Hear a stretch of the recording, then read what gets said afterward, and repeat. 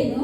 కానీ నిజమైన స్నేహితుడు, యథార్థంగా మనల్ని నడిపించే స్నేహితుడు, మన కష్టాల్లో తోడైండే స్నేహితుడు మన యేసయ్య. మన ఆత్మకు ఆయన స్నేహితుడు, మనకు భర్త,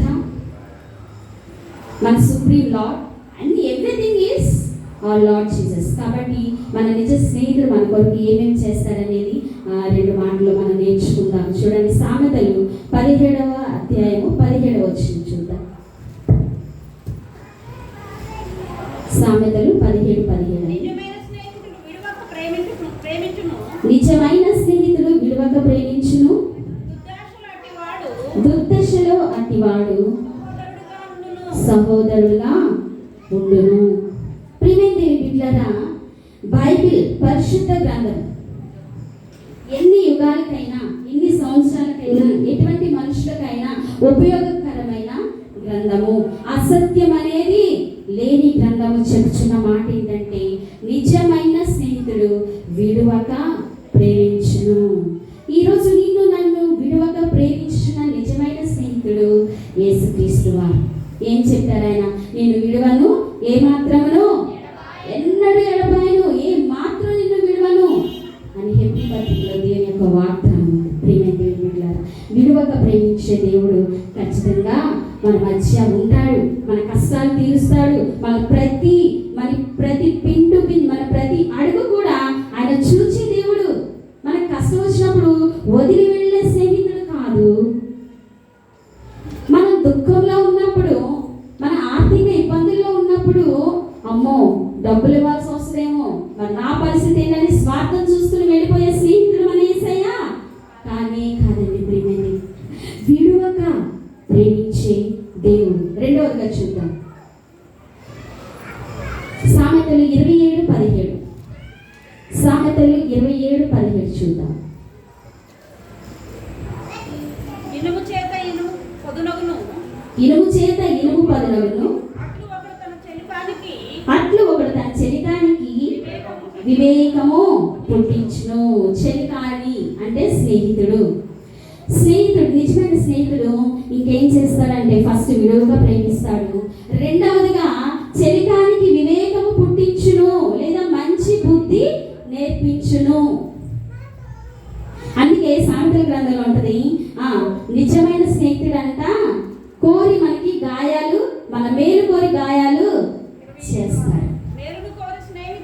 మేలును కోరి స్నేహితుడు గాయములు చేయును. చూడండి, ఒక్కోసారి మన స్నేహితులు లేదా మనం ప్రేమించేవారు, వాళ్ళని కుటుంబమే కావచ్చు, లేదా నీ సేవకుడే కావచ్చు, లేదా నీ తోటి విశ్వాసులే కావచ్చు, లేదా నీ సహోదరులే కావచ్చు, నీ మేలు కోరినప్పుడు, నువ్వు దారి తప్పి ఉన్నప్పుడు, నువ్వు దారిలో లేనప్పుడు వాళ్ళు నిన్ను గద్దిస్తారు. స్నేహితుడు గద్దించే స్నేహితుడు నీకు నిజమైన స్నేహితుడు. నిన్ను చెడగొట్టేవాడు నిజమైన స్నేహితుడు కాదు. చెడు దారిలో నడిపించి తన స్వార్థాన్ని చూసుకునేవాడు నిజమైన స్నేహితుడు కాదు. కానీ అపవాదినే చాలా మంది నిజమైన స్నేహితులు అనుకుంటున్నారు. ఎందుకంటే అపవాది చూపించే మార్గం బాగుంటుందండి, చాలా తీయగా ఉంటుంది.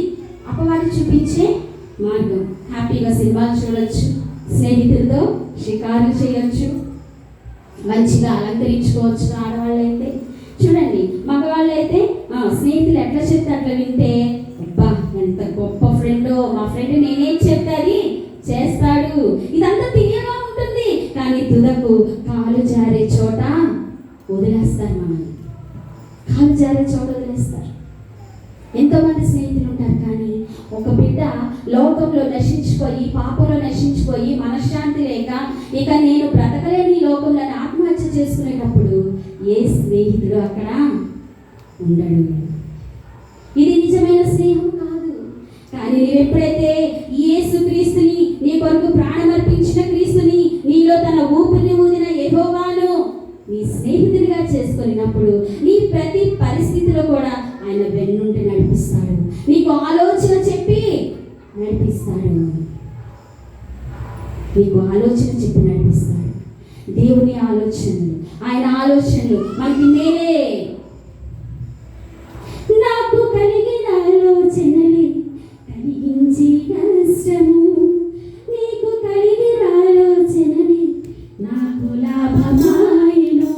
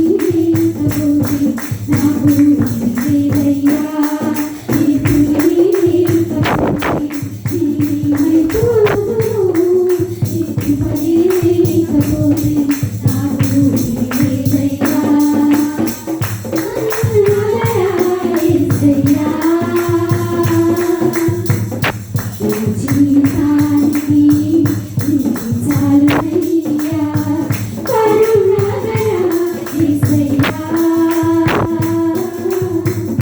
నా జీవితానికి నీవు చాలునయ్యా హల్లెలూయా ఈ ఆలోచన అంట మనకి మేలు కలిగిస్తుంది.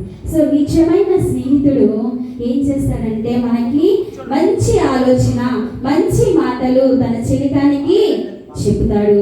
కాబట్టి దేవునితో స్నేహం నువ్వు చేయడానికి ఇష్టపడాలి.